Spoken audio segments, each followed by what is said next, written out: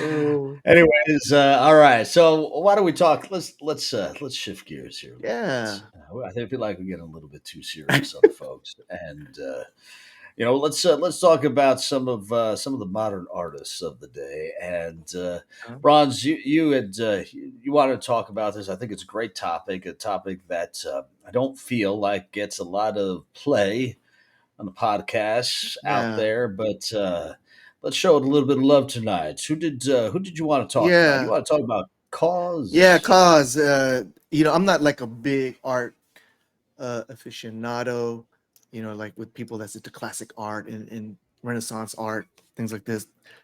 I grew up in the I'm not gonna really show my age, but well, okay, I would say 80s kid in the 90s, 80s, 90s. So this guy resonate with me.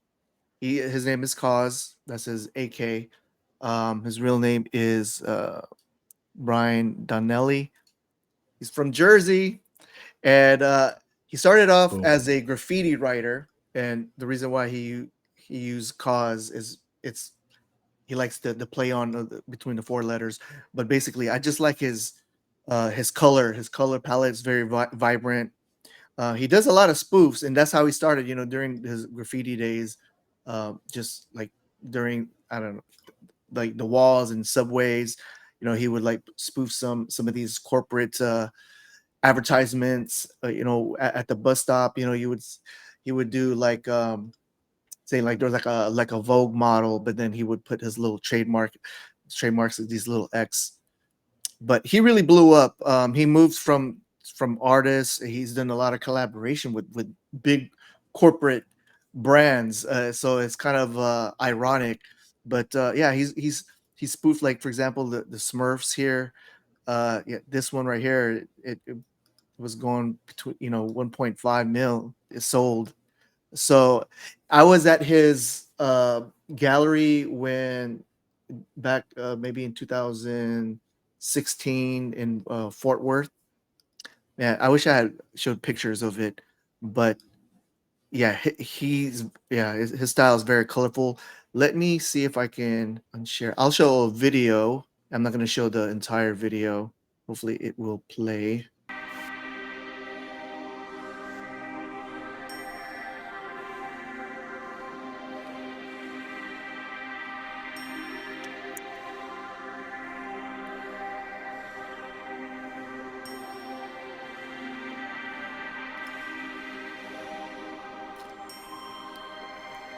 It's a gallery in New York.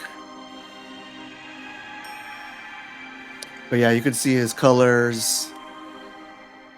The name Kaws just comes from when I started doing graffiti, and I was thinking of lettering and KAWS, sort of four letters that I like and the way they interact with each other.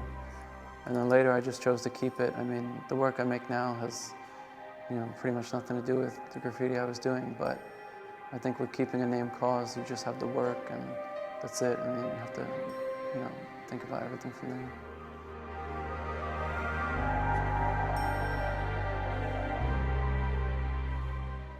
I started going to Japan in the mid-90s, and I met a lot of interesting young guys who were super ambitious and creative, and they were very much involved in like streetwear and fashion, and so they had their companies, and slowly those have grown.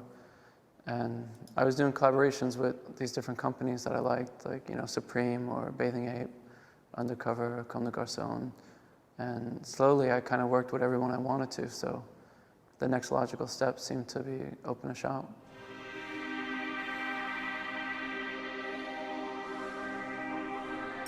I think, when I was younger, probably a lot to do with skating and sort of the products that came along with that, like t-shirts and, stickers and boards and graphics. And I just loved that kind of thing. And, as a kid, for me, that really kind of got my mind open. It wasn't going to galleries and museums, that world was like a different world that I knew existed, but I hardly touched.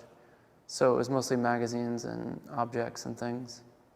Actually, I should tell you, when I started Original Fake, the store in Tokyo, is part of the reason why I started that store is to design the shop with Kariyama.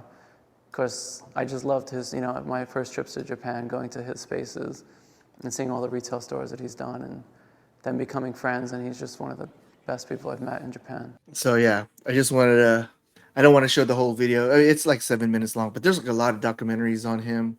Yeah, documentaries on YouTube online. This is one of the shorter ones. But yeah, he's just super talented, and it's just a good story how he came, his origin. He became a graffiti writer and just spoofing, and then now you have these big companies that collaborated with him, like with Nike and Star Wars. It's just really amazing. Like a lot of his products is very sought after. His paintings to these collaborative projects that he did, and some of his toys. These you call it designer toys. They're not really toys. It's just they're not articulated. They're just basically little statues, or well, some are little and some are huge, and they go for a lot of money. But yeah, just love his art style, his color.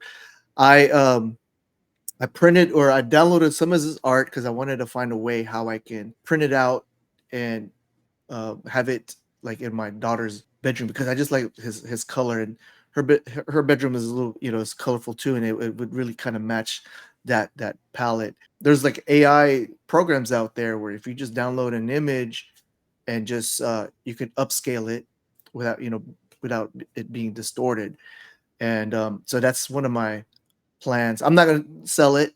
I just gonna just have it, for our own keepsake. And I just really like the art, and I can't afford it, so I'm just gonna print it out, upscale it, and then display it. Now you're going to display it. Did you breaking a little bit of copyright I there or don't what? know. I don't. Like I said, I'm not gonna sell it. I'm just. Uh, no, I can tell you, man. And being an '80s kid myself, yeah, his art is very cool, and he definitely, man, he got the right partnerships, and timing is everything. Mhm. But very cool artist, and I feel like you got to check this guy, check Cause's art out. You know, I am certain if you go to any modern art gallery in any major city, you'll see some of that there. So Definitely. very cool. Very cool. Yes. Well, so I decided to mix it up just a little bit here, and we went with Banksy. So I don't know if you guys know of Banksy, but he's an England-based street artist. Now he started out as a political activist and basically also as a film director, but he's really known for not only his graffiti art, but some of the art that he has even sold in Sotheby's. And we're gonna show a clip of that in here just a little bit, but I do want to pull up some of the artwork that he started out with. Now he started doing his graffiti art in over there across the pond in England in the early 1990s, and it kind of did go on moving forward. Now, at this point, if you take a look at the time that he started, understand that at this point he is no spring chicken. So his identity is unconfirmed,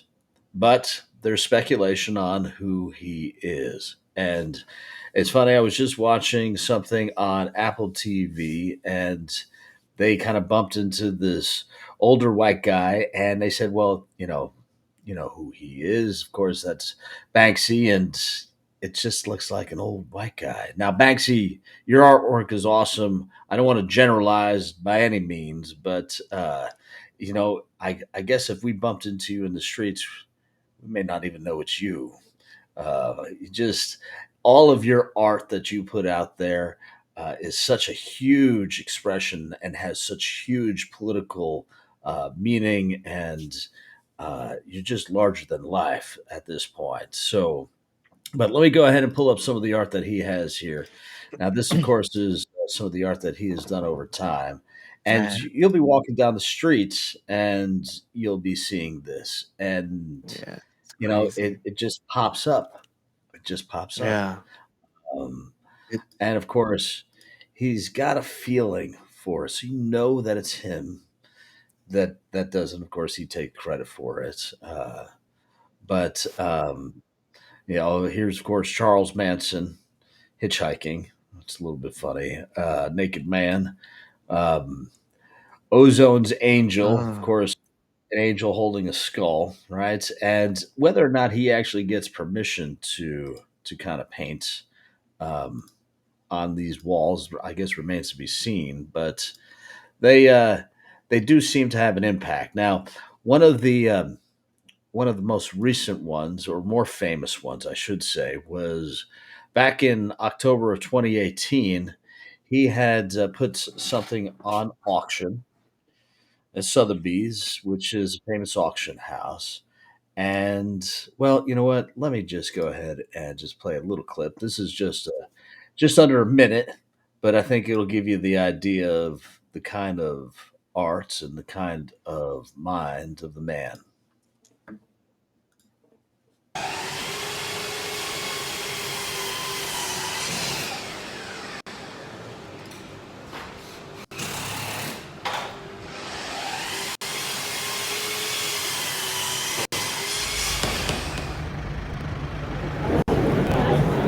Okay, it's the Banksy girl with balloon, ladies and gentlemen, standing in the back of the room. And I'm going to start getting here 100, 150, 200,000. I have already 200,000, 300,000, 350, 400,000. Yeah, 400,000, 600,000. Your bid, 600,000. Anyone else? Last chance. And selling for 860,000.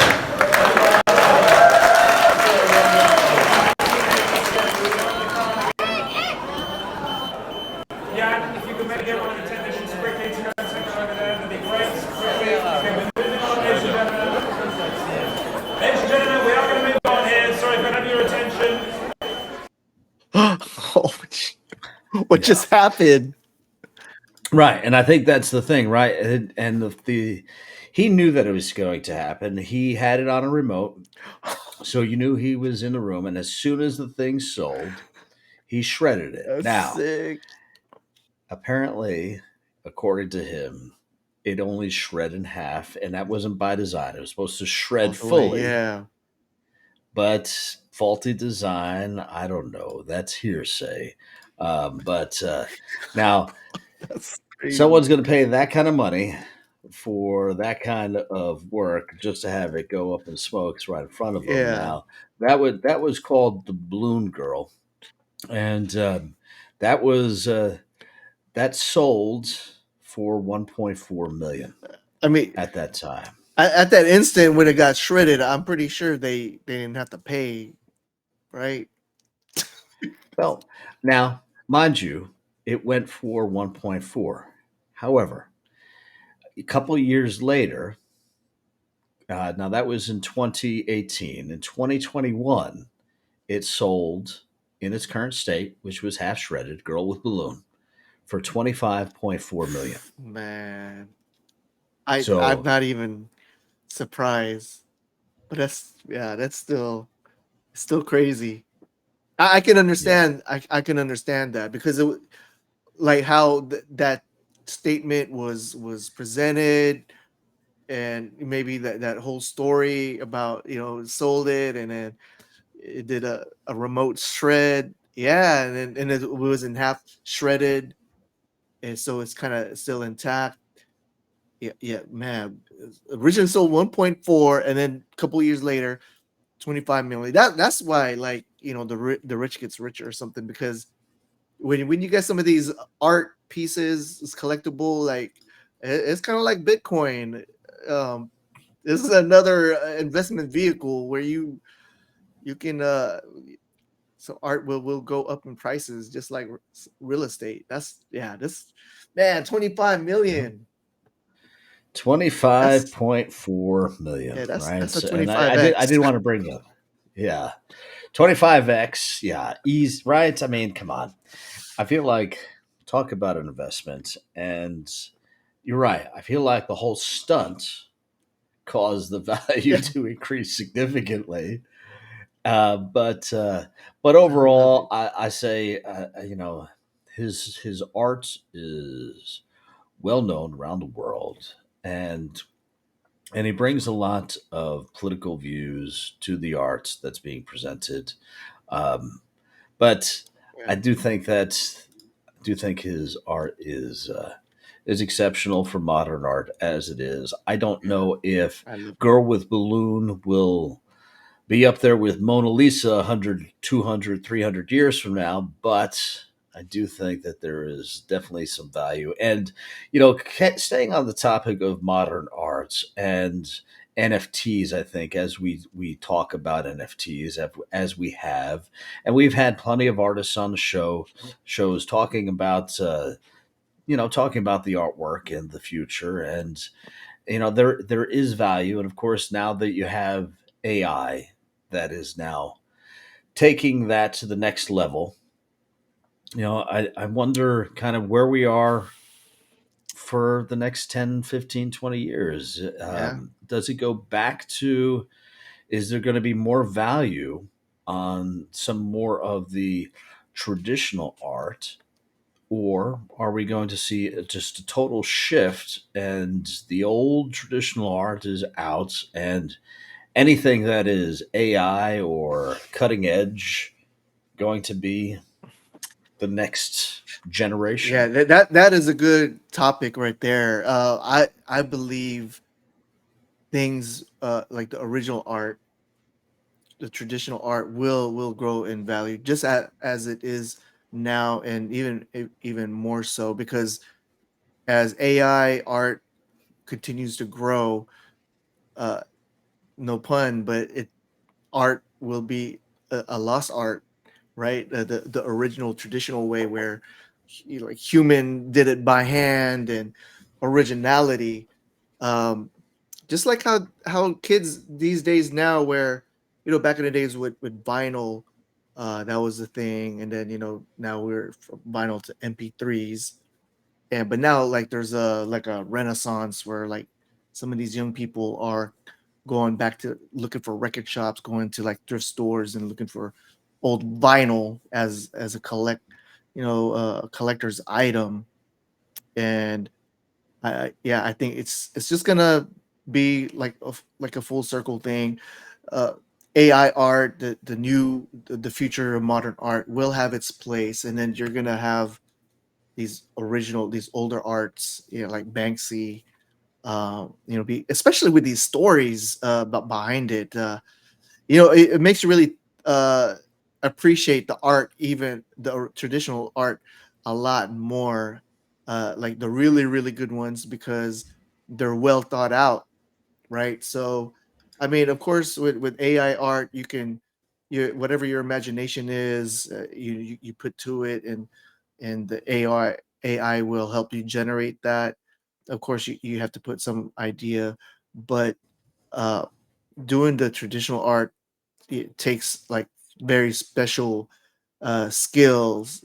Like that's to me like the original art where you have the talent to put that on paper or on physical, and that's it's like so many layers into that. You have the idea, and then you're putting it out materially, compared to how the AI art technology is now. So I think it'll be sought after, the lost arts. Well, and I think about some of the traditional art that still remains at the top of the list.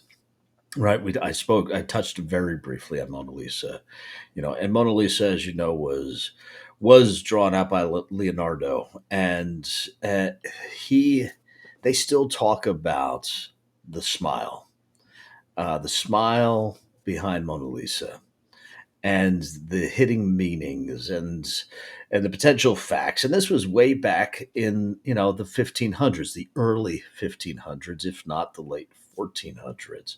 So Leonardo da Vinci, of course, being the painter, and famous for many other works of art, not only works of art, but also, well, man, he was into everything: engineering, astrology. So it's just so much architect. He was everywhere. War. He Yeah. was making war machines. It's Yeah. the point is though that I feel like when you talk about Banksy's stunts, it's those stories behind the art also that gives it the value. and allows it to live throughout generations. Yeah, definitely. Oh man. Yeah, he has so many other stories. I think there was one he did something in Disneyland where he left, I don't know, like a mannequin or like a little like a dummy or something.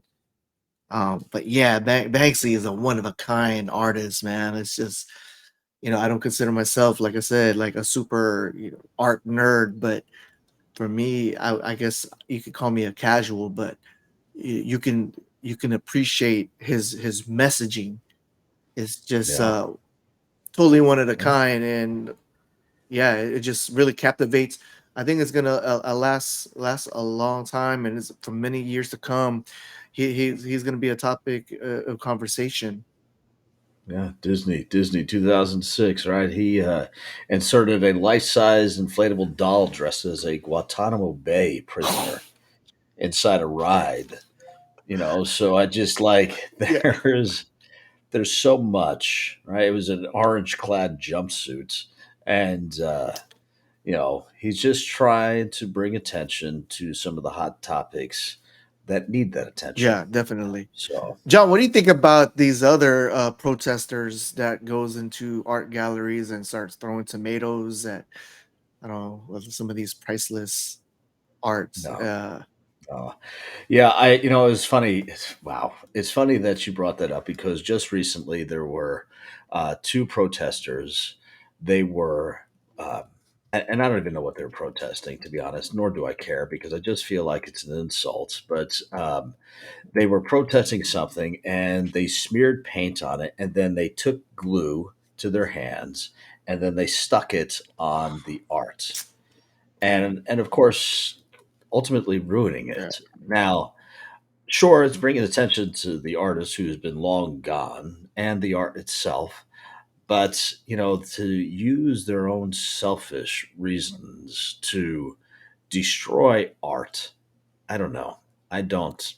yeah, I don't stand for it. yeah, You can't. Yeah, sure. There's prints of it. There's photos of it. Whatever. You can't. That original art is destroyed. yeah. That I really I agree also. I mean, if you're gonna protest something, I believe there's other ways to send out a message, and whatever they feel like passionate about, and whatever they're protesting against. Yeah, there's definitely, I mean, yeah, to me that's really that's vandalizing at the highest level. You're ruining history. That whatever that art does not coincide on what you're protesting against, I feel. Yeah. And like I said, Yeah. you can do.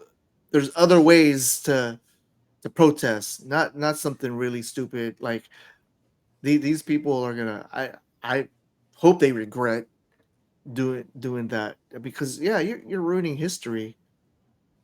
Well, I mean, look, I don't feel like they have any regrets, right? They're smearing the paint. Now the paint, they there's plenty of individuals out there that could potentially get that paint off without totally ruining the painting. However, then they took glue to their hands and stuck it to the surface. Now I just don't see how they can get that off. Now it's possible that these individuals thought about this and did it in such a manner that it wouldn't destroy the art. But I don't know. I mean, I don't know. Yeah, Um, it just seems unacceptable to me. yeah, I'd be curious to know what happened to these folks, but yeah. Man, like when I see videos showing like with these protesters, it's like, man, I just kind of want to punch them. If I was standing there and I saw that happen right next to me, in front of me, like, what you doing?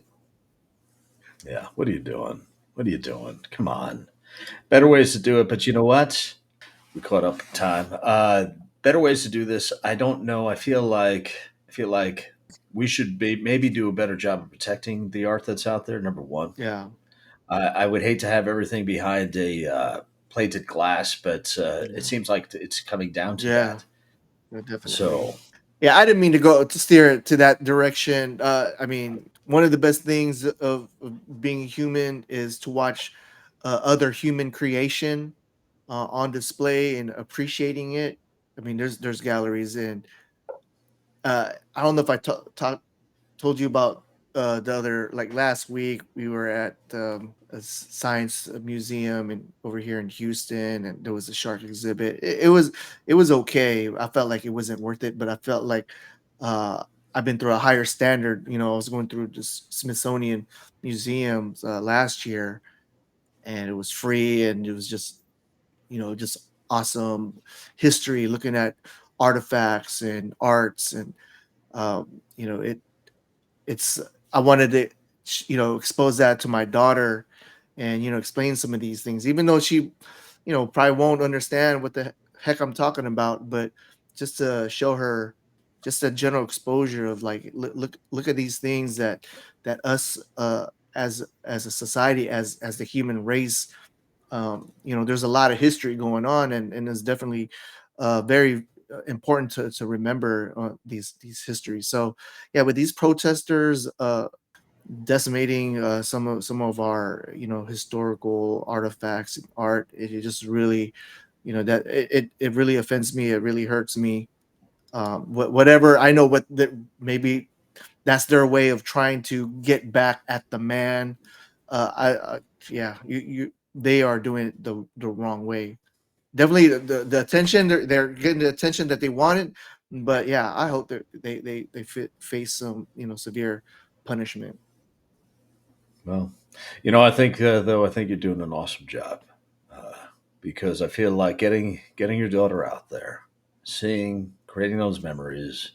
You never know what their minds are picking up on, what they're seeing, what the future brings as they start to connect the dots. So got to do that. Got to get the kids exposed, see what else is out there, open up their eyes. And yeah, it's a shame if some of those type of works of art are no longer there because of, well, fools like this. But Yeah. either way, I feel like we end this on a up note, though. The crypto space overall has been doing one heck of a job. We are seeing a reversal happen right before our eyes. We are going to have to watch that weekly candle to see if this can maintain. So, of course, again, not financial advice, but if you were to see an uptrend, if I were to see an uptrend past this weekly candle, I suspect we're going to see this thing continue and we're going to hit the stratosphere.